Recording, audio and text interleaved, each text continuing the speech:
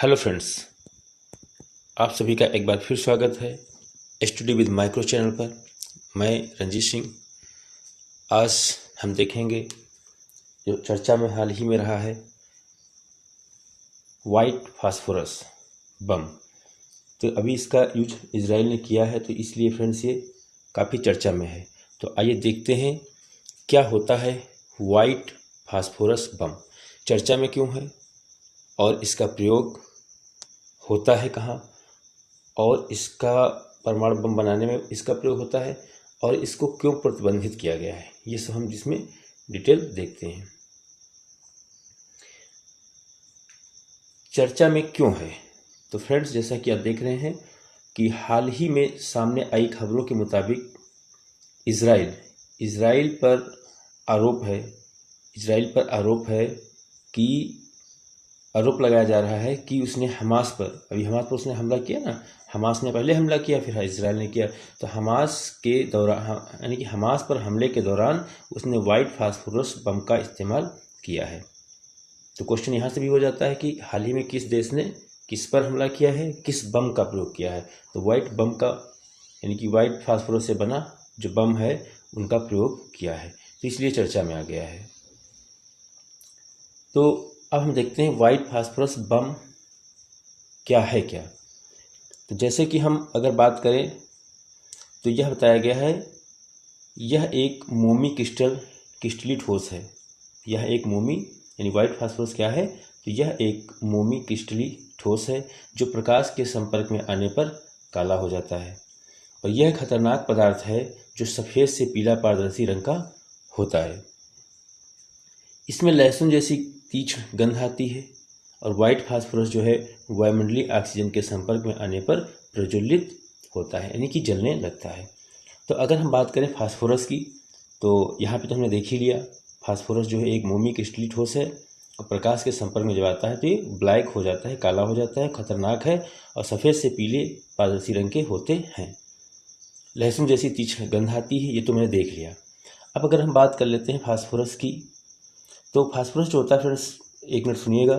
Phosphorus आपका जो प्राणी होता है और वनस्पत पदार्थों का आवश्यक अवयव होता है, यानी ये दोनों में पाया जाएगा, प्राणी और यानी एनिमल और क्रिएचर्स दोनों में पाया जाएगा फास्फोरस। ये फ्रेंड्स हड्डियों यानी बोन्स में पाया जाएगा। किसमें? बोन्स में पाया जाएगा, ठीक है। और डीएनए में भी पाया जाता है, डीएनए में भी पाया जाता है।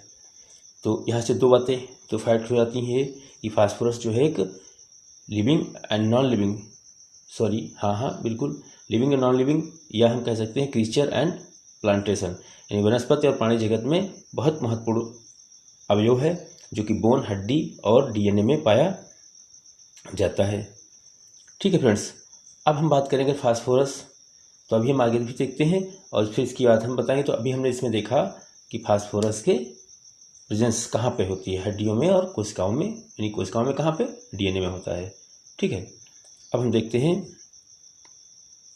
नेक्स्ट, वाइट फास्फोरस बम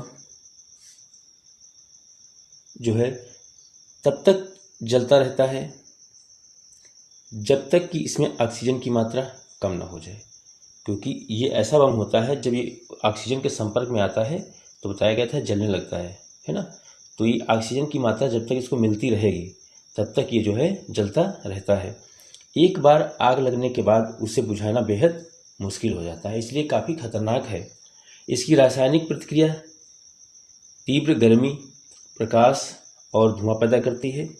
लगभग बताया गया ना, टेम्परेचर कितना हो जाता है, 815 डिग्री सेल्सियस, या इसको हम फ़ारेनहाइट में अगर कहें तो 1500 फ़ारेनहाइट हो जाता है। टेम्परेचर कितना बढ़ जाता है ना। और प्रकाश यानी लाइट उत्पन्न करेगा ये, और धुआं पैदा करता है, और तीव्र गर्मी, भयंकर गर्मी भी पैदा करता है। इसका उपयोग सेना द्वारा विभिन्न प्रकार के गोला बारूदों के रूप में आग लगाने के लिए किया जाता है। तो यहाँ पर भी आपको ध्यान रखना है, टेम्परेचर कितना बढ़ जाता है और कब तक जलता रहेगा, जब तक ऑक्सीजन की उपस्थिति इसको मिलती रहेगी। नेक्स्ट, रासायनिक हथियार जो संगठन है, निषेध संगठन, जिसको हम OPCW के नाम से जानते हैं, ने रासायनिक हथियारों की 3 अनुसूचियों में इसे किसी भी, यानी कि 3 अनुसूचियां जो बनाई है उसने OPCW ने, उनमें कह रहा है किसी में भी सफ़ेद फास्फोरस बम को सूचीबद्ध नहीं किया है। आपको बता दें कि OPCW जो है रासायनिक हथियार सम्मेलन के लिए एक अंतर्राष्ट्रीय कार्यान्वयन निकाय है। ये पूछा जा सकता सेंटेंस क्या है, तो अंतर्राष्ट्रीय कार्यान्वयन निकाय है। व्हाइट फास्फोरस को रासायनिक हथियार के रूप में वर्गीकृत नहीं किया गया है, लेकिन आग लगाने वाले गुणों के कारण इसे नियंत्रित करने का प्रयास किया जाता है या किए जाते हैं। तो इसको सूची में शामिल नहीं किया गया। फ्रेंड, काफ़ी इंपॉर्टेंट फैक्ट है कि वो सूची में शामिल नहीं किया गया है, लेकिन फिर भी ये खतरनाक है, तो इस पर क्या है, नियंत्रण करने का प्रयास करना चाहिए, और जो कि आवश्यक भी है ना फ्रेंड्स। बाकी जो रासायनिक हथियार निषेध संगठन है, वो जो रासायनिक हथियारों की 3 अनुसूचियां बनाई हैं, उसमें इस सफ़ेद फास्फोरस बम को सूचीबद्ध नहीं किया है। इस बात को आप ध्यान रखेंगे। आपको बता दें कि युद्ध में व्हाइट फास्फोरस का उपयोग कुछ पारंपरिक हथियारों पर कन्वेंशन के प्रोटोकॉल 3 में उल्लेखित नियमों के अधीन है। यानी इसको जो अधिनियम है प्रोटोकॉल 3 किसका, पारंपरिक हथियारों कन्वेंशन के द्वारा, इसका कहीं कहीं पे कहा गया, इसके नियम बताए गए हैं। 1980 में हस्ताक्षरित, यानी कि 1980 में जिनेवा में हस्ताक्षरित और 1983 में लागू। यानी कि जो आपका CCW है, पारंपरिक हथियारों पर कन्वेंशन, इस पे जो हस्ताक्षर हुआ है वो हुआ है 1980 में जिनेवा में, और लागू हो जाता है 1983 से। यह प्रोटोकॉल जो है सफ़ेद फास्फोरस हथियार युक्त सहित आग लगाने वाले हथियारों पर क्या करता है, उपयोग पर प्रतिबंध लगाता है। इस प्रोटोकॉल का उद्देश्य है इस तरह के हथियारों से होने वाले नुकसान को कम करना। फ्रांस, संयुक्त राज्य अमेरिका, इजराइल, फिलिस्तीन, भारत, देखो भारत इसमें शामिल है, पाकिस्तान, चीन, रूस और यूक्रेन जैसे देश इस प्रोटोकॉल के हस्ताक्षर करता है। तो फ्रेंड्स, यहाँ से कथन में बन सकता है कि पारंपरिक हथियारों पर कन्वेंशन प्रोटोकॉल जो हुआ था आपका 1980 जिनेवा में हस्ताक्षर हुआ था, क्या भारत उसका हस्ताक्षर करता सदस्य है? ऐसे क्वेश्चन बन सकता है, क्योंकि चर्चा में है क्वेश्चन ये, तो यहाँ से क्वेश्चन बनना तय है। तो इस बात को भी हमें ध्यान रखना है कि ये कन्वेंशन हुआ कहाँ, लागू कब हुआ, इस बात को भी हमें ध्यान रखना है। अब अगर बात करें हम फास्फोरस के अन्य प्रयोग, तो इनका अन्य प्रयोग जो है उर्वरक, खाद्य योजकों और सफाई योजकों में किया जाता है घटक के रूप में। यानी इसका उपयोग जो है फर्टिलाइजर के रूप में और खाने में भोजन के रूप में, योजकों के रूप में और सफाई के योजकों के रूप में इसका प्रयोग किया जाता है। और साथ ही इसका उपयोग कीटनाशक, जो पेस्टिसाइड होते हैं, उन पेस्टिसाइड को बनाने में, कीटनाशक दवाओं को बनाने में और गोला बारूद, आतिशबाजी में भी इनका प्रयोग किया जाता है। लेकिन कई देशों ने क्या कर रखा है, इस पर प्रतिबंध लगा रखा है, इसके उपयोग पर प्रतिबंध लगा रखा है। तो इनका उपयोग कहाँ करते हैं, उर्वरक में, खाद्य योजकों में, सफाई योजकों में, कीटनाशक दवा बनाने में, आतिशबाजी में किया जाता है। उसके बावजूद भी इस पर क्या है, प्रतिबंध लगा हुआ है। इस प्रकार इसका उपयोग जो है युद्ध सामग्री में आग लगाने वाले एजेंट के रूप में भी किया जाता है। तो अभी हमने कहा ना, अब इस तरीके से यहाँ पे हम अगर देख लें तो इनका उपयोग कहाँ किया था, ये हमने यहाँ पे देख लिया। अब हम देखेंगे क्वेश्चन। तो क्वेश्चन से पहले हम कुछ यहाँ पर महत्वपूर्ण फैक्ट जान लेते हैं किसके, फास्फोरस के। फास्फोरस जो है अपरूपता प्रदर्शित करता है। ये क्वेश्चन आपका बन सकता है, फास्फोरस क्या वो करता है, अपरूपता, यानी कि फास्फोरस जो है अपरूपता प्रदर्शित करता है। इसको भी ध्यान रखना है फ्रेंड्स, है ना। तो पहला पॉइंट हो गया। दूसरा पॉइंट आपको ये ध्यान रखना है, तो इसके अपरूप हैं कौन कौन से, इसके अपरूप हैं कौन कौन से। तो इसके अपरूप जो हैं, एक आपका आता है वाइट फास्फोरस। कौन सा है, वाइट फास्फोरस, जो आप देख ही रहे हैं, जो चर्चा में है भी, है ना, जो चर्चा में है। एक तो यही हो गया, देखो फ्रेंड्स, है ना। और दूसरा जो होता है आपका काला, यानी ब्लैक। तो ब्लैक होता है W, वाइट होता है। और आपका रेड। तो ये 3 जो है इसके अपरूप हैं, यानी श्वेत फास्फोरस, लाल फास्फोरस, काला फास्फोरस। ये क्या है? ये फास्फोरस के एलोट्रॉप्स हैं, अपरूप हैं।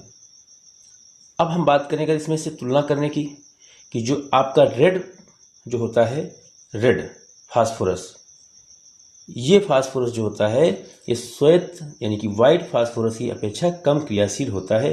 तो ज़्यादा क्रियाशील कौन हुआ? W। W जो है वाइट फास्फोरस जो है वो रेड फास्फोरस की तुलना में क्या है? अधिक क्रियाशील है। और एक फैक्ट यहाँ पे ध्यान रखना है, ये जो है अम्ल में विलेय है। क्या है? ये जो है एसिड में क्या है? एसिड में क्या है? डिसॉल्व है, यानी कि विलेय है। ये भी क्वेश्चन देखो कथन कूट में अब क्वेश्चन ऐसे बनने वाले हैं क्योंकि कंपटीशन इतना आसान फ्रेंड्स नहीं रहा है। अब हमको थोड़ा सा डीप नॉलेज लेना पड़ेगा, है ना। फास्फोरस जो है, जो आपका वाइट फास्फोरस है फ्रेंड्स, जिसको हम पढ़ रहे हैं, ये आपका बोला गया है स्थायी अपरूप है, यानी कि परमानेंट एलोट्रॉप्स है। इस बात को ध्यान रखिएगा। तो देखो इसके बारे में कई बातें आई हैं। इन सबसे देखा जाए तो सबसे बोला गया है लाल फास्फोरस की अपेक्षा श्वेत फास्फोरस क्या है? श्वेत फास्फोरस की अपेक्षा कम क्रियाशील है, यानी लाल कम क्रियाशील है और श्वेत क्या है? ज़्यादा क्रियाशील है। यही कारण है कि ये ऑक्सीजन के संपर्क में आने पर जलने लगता है। इसीलिए देखो फ्रेंड्स क्या होता है, युद्ध के समय धुआं पैदा करना हो या धुएं का पर्दा बनाना हो, इसीलिए देखो अभी जो है इजराइल ने हमास के ऊपर डाला, इसीलिए क्योंकि उसको क्या करना था? प्रकाश पैदा करना था, धुंध यानी कि पर्दा, धुएं का पर्दा बनाना था, ताकि सैनिक इधर से उधर आए जाएं और उनको दिखाई ना दे। इसलिए इन्होंने ऐसा प्रयोग किया। फास्जीन का प्रयोग भी किया जाता है, यानी फास्जीन जो होता है, इसका होता है फार्मूला होता है फास्जीन का PH3। ये होता है फ्रेंड फास्जीन, है ना। PH3 क्या होता है? फास्फीन। ये जो फास्फीन होता है इसका फार्मूला होता है PH3। इसका प्रयोग भी फ्रेंड्स क्या किया जाता है? धुएं का पर्दा बनाने के लिए किया जाता है।